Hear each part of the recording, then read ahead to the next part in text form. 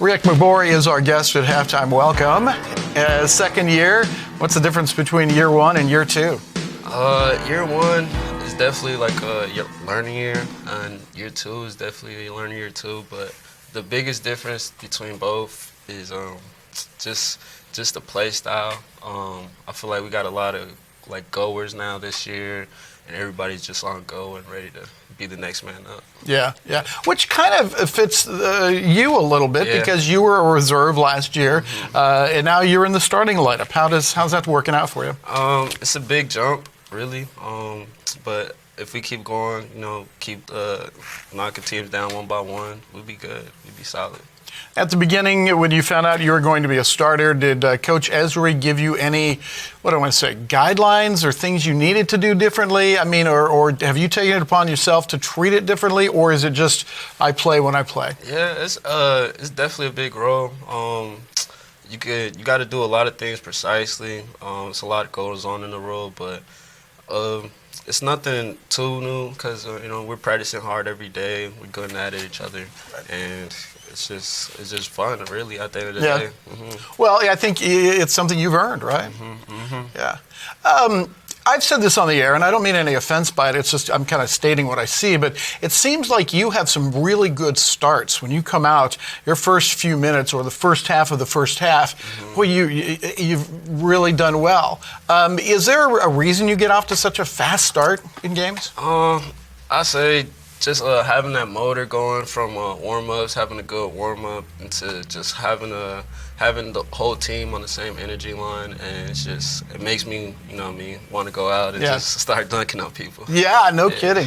Is that the best part of the game for you, is when you get a chance to dunk? Yes, it is. Yeah. I think that's everybody's dream, isn't it, to be able to go out and get above the rim? Yeah, but we got a lot of shooters this year, too, so, it's only a few jumpers, few flyers. Yeah, but including you, you've developed that outside shot and maybe even toward the mid-range area, that second level. So you spend a lot of time on that in the summer? Yeah, definitely.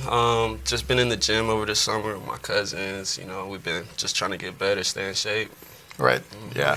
The difference between college and high school, we talked about it a little bit last year, but as you reflect upon last year, how big of a jump was it?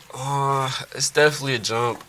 College basketball is definitely a lot more faster. It's a faster pace, and it's more involved in college basketball. Like, it's a whole team effort instead of, one-on-one. Right. Yeah, that's a good thought.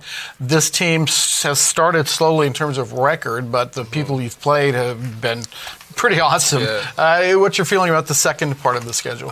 This second half of the semester, I feel like we could really do some damage on the road. That's really the only problems we have, just our road games. We just need to stay locked in over the times. Yeah. Let me ask you something away from basketball. You grew up in North Kansas City, right? And went to North Kansas City High School. Who was your biggest influence when you were in high school, and maybe even today? I'll probably say my older brother. He's a basketball player also, but he just kept on me, kept being on me, kept pushing myself, telling me to do the right things, and still to this day, he looks after me. Right. So I feel like he played a big role, being one of my mentors and, companions. Just, I don't know, he was just there for me a lot. Yeah. Well, what's the best thing he taught you? It's just a lot. I say just becoming a grown man, just figuring ways how to handle different situations. Right. You said the last time we sat down to do one of these that taking care of your family was really big. What are your plans for that? I mean, you talked about possibility when we were talking a bit ago about playing a third year at North Central, but those responsibilities weigh heavily on your mind, I think. What are your thoughts on that?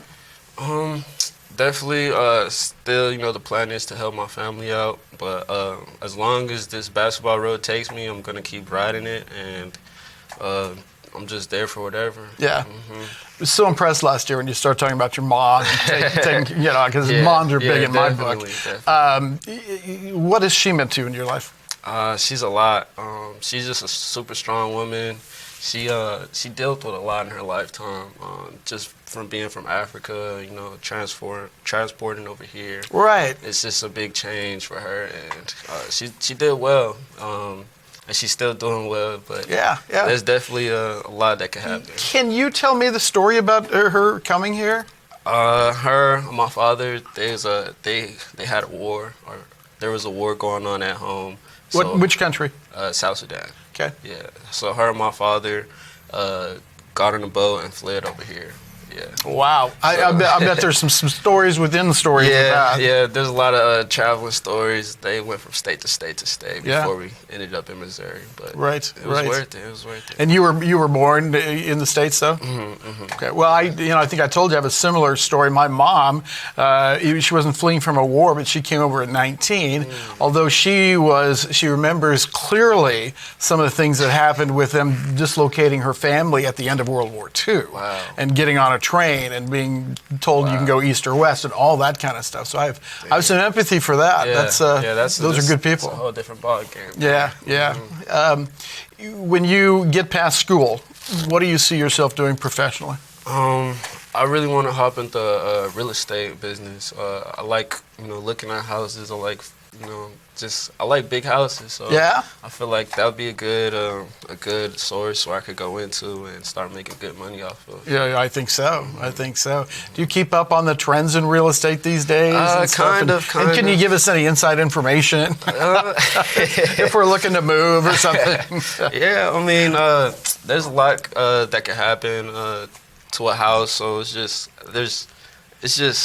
what you really want to do with your money at the end of the day, and how you want to spend it. But I want to spend my invested money on houses and just learning how to make more properties and more living spaces for people without homes.